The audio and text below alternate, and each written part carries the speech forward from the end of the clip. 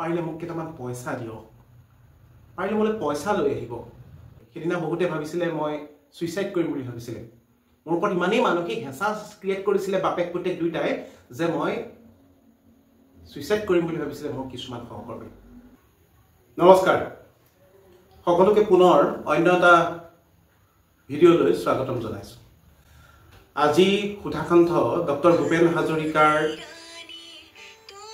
মৃত্যু দিৱস সমগ্ৰ অসমৰ জিলাই জিলাই আয়োজন কৰিছে আৰু সকলোৱে আবেগপ্ৰবণ হৈ প্ৰাণ ঢালি গাইছে ডক্টৰ ভূপেন হাজৰিকাৰ কালজয়ী গীতসমূহৰ অন্যতম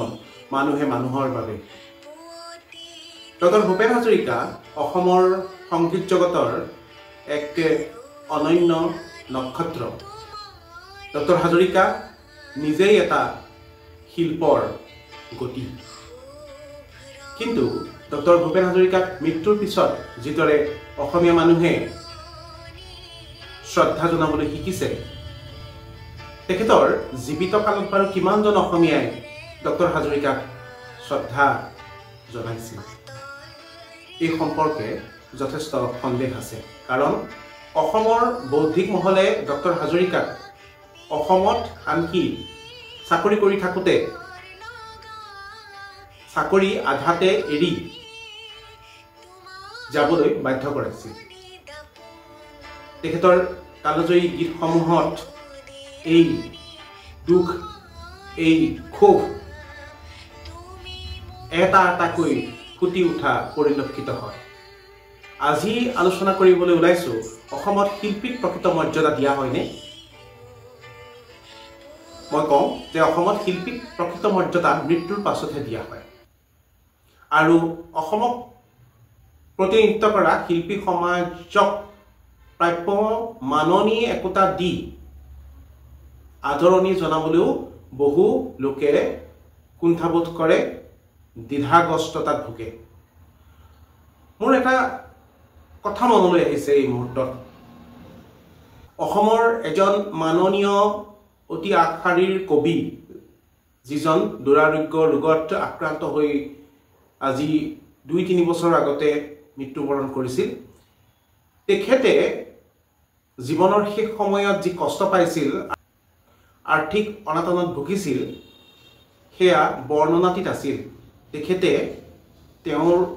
খবৰ ল'বলৈ অহা তেওঁক হস্পিটেলত মাত লগাবলৈ অহা মানুহবিলাকক কৈছিল যে অনুগ্ৰহ কৰি আপোনালোকে এই ধৰণৰ সম্বৰ্ধনা পত্ৰ শৰাই সঁফুৰাবোৰ নানিবচোন পাৰিলে মোক কেইটামান পইচা দিয়ক পাৰিলে মোলে পইচা লৈ আহিব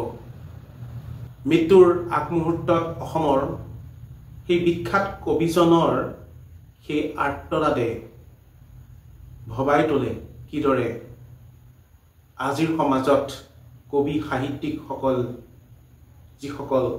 অল্পখ্যাত বা অল্পখ্যাত নহলেও যিসকলৰ কোনো ধৰণৰ উপাৰ্জনৰ পথ নাই সেইসকলে কিদৰে জীৱন যুঁজত অৱতীৰ্ণ হ'বলগীয়া হৈছে শ্ৰদ্ধাৰ শিল্পী বিখ্যাত বাঁহীবাদক দীপক শৰ্মা ডাঙৰীয়া কিছুদিনৰ আগতে ঢুকালে সেই শিল্পীজনৰ পৰিয়ালটোৱে এতিয়া কি কৰি খাব মই নাজানো তেখেতৰ পৰিয়ালটোৱে কেনে অৱস্থাত আছে কিন্তু শিল্পীসকলৰ নিজক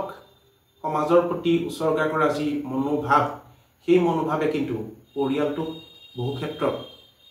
পৰৱৰ্তী সময়ত আহুকালত পেলায় এইখিনিতে মোৰ জীৱনৰ নিজৰ অভিজ্ঞতা এটা মই ক'ব খুজিছোঁ যেতিয়া মই দক্ষিণ যোৰহাটৰ এখন শিক্ষানুষ্ঠানত শিক্ষকতা কৰি আছিলোঁ সেই সময়ত ছাত্ৰ একতাৰ সভাৰ মই সভাপতি আছিলোঁ আৰু মোৰ এজন দাদা তেওঁ যোৰহাটৰ এটা প্ৰেছত কৰ্মৰত আচলতে কৰ্মৰত নহয় তেওঁ প্ৰেছটোৰ মালিক ৰোহিত দত্ত ডেল্টা কমাৰ্চিয়েল তেওঁ পৰামৰ্শ দিলে যে শ্ৰদ্ধাৰ যোৰহাটৰ এজন শিল্পী এজন গায়ক জয়ন্ত নাথক আমি কিয় আদৰণি সভাত গীত পৰিৱেশন কৰিবলৈ নিমন্ত্ৰণ নজনাওঁ মই ক'লো ঠিক আছে নিমন্ত্ৰণ জনাম কাৰণ জয়ন্ত নাথ ডাঙৰীয়া সেই সময়ত হয়তো কিবা ৰোগত আক্ৰান্ত হৈ আছিল তেখেতে তেখেতৰ পৰিয়ালৰ বাবে বা তেখেতৰ বাবে অলপ অৰ্থৰ প্ৰয়োজন হৈ আছে সেই সময়ত মই ভাবিলোঁ যে জয়ন্তনাথ ডাঙৰীয়াকে আমাৰ আদৰণি সভালৈ নিমন্ত্ৰণ জনাম মোৰ ভুল হৈছে আদৰণি সভা নহয় মহাবিদ্যালয় সপ্তাহৰ বঁটা বিতৰণী সভা কথামতে কাম মই তেখেতক নিমন্ত্ৰণ জনালোঁ আমাৰ নিমন্ত্ৰণ ৰক্ষা কৰি তেখেত সেইদিনা অনুষ্ঠানটোত উপস্থিত হ'লগৈ মোৰ এতিয়াও মনত আছে তেখেতক আমি 1000 টকা দিছিলোঁ কিন্তু সেই 1000 টকা জয়ন্তনাথ ডাঙৰীয়াক দি মই গোটেই সমাজ যি মানসিক কষ্ট ভুগিলোঁ সেই মহাবিদ্যালয়খনৰ কৰ্তৃপক্ষই মোৰ ওপৰত যি মানসিক অত্যাচাৰ চলালে মই পইচা হৰলুকি কৰা বুলি সেয়া মোৰ ডায়েৰী পাতত এতিয়াও একদম ৰঙা আখৰেৰে লিখি থৈছোঁ কি অসভ্যালি কৰিছিলে সেই অনুষ্ঠানটোৰ মুৰব্বীজনে মোৰ মনত পৰে কি চৰম পৰ্যায়ত মোৰ ওপৰত গোটেই ষ্টাফৰ মানুহ গোট খুৱাই পইচা মাৰিছোঁ বুলি এলিগেশ্যন আনিছিলে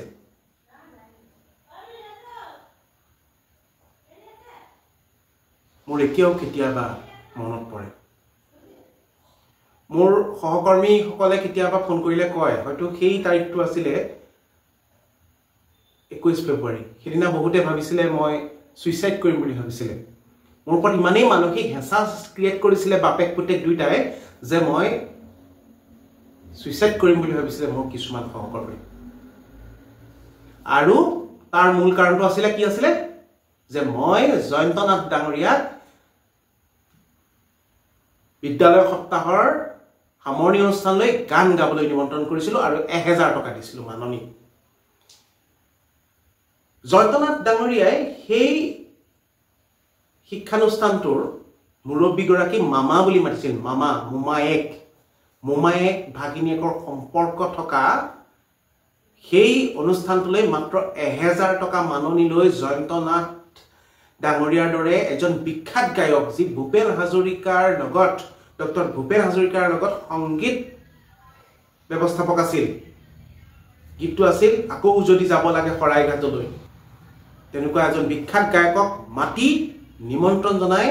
মোৰ দৰে এই ব্যক্তি সমজুৱাভাৱে তুচ্ছ তাচ্ছিল্যৰ সন্মুখীন হ'বলগীয়া হৈছিল গতিকে অসমত শিল্পীৰ ভূমিকা সেয়াই অসমত শিল্পীৰ সামাজিক প্ৰতিষ্ঠা সেয়াই শিল্পীৰ কোনো সামাজিক প্ৰতিষ্ঠা নাই শিল্পীসকলক এতিয়া স্তৰীকৃত কৰা হৈছে কেটেগৰাইজেশ্যন অফ আৰ্টিষ্ট উপপৰ্যায় শিল্পী তলৰ পৰ্যায় শিল্পী মধ্যম পৰ্যায় শিল্পী এনেকুৱা বহুত শিল্পী এতিয়া কেটেগৰাইজেশ্যন হৈছিলে এই শিল্পীসকলক আমি মনোৰঞ্জনৰ উপাদান হিচাপে ব্যৱহাৰ কৰি থাকোঁ বাবেই এনে পৰিস্থিতিৰ সৃষ্টি হৈছে গতিকে আহক আমি শিল্পীক সন্মান কৰিবলৈ শিকোঁ শিল্পক সন্মান কৰিবলৈ শিকোঁ কেৱল সন্মানডাল দি থাকিলেই একো নহয় তেওঁলোকক অৰ্থনৈতিকভাৱে সহায় কৰিবলৈ আমি আগবাঢ়িব লাগিব অন্যথা সুৰবোৰ হেৰাই যাব সুৰীয়া সুৰবোৰ হেৰাই যাব তেওঁলোকৰ পৰিয়ালবোৰেও কাটিব চকুলোৰে পাত নেদেখা হ'ব সুৰীয়া সুৰবোৰ হেৰাই যাব এনেকৈ নমস্কাৰ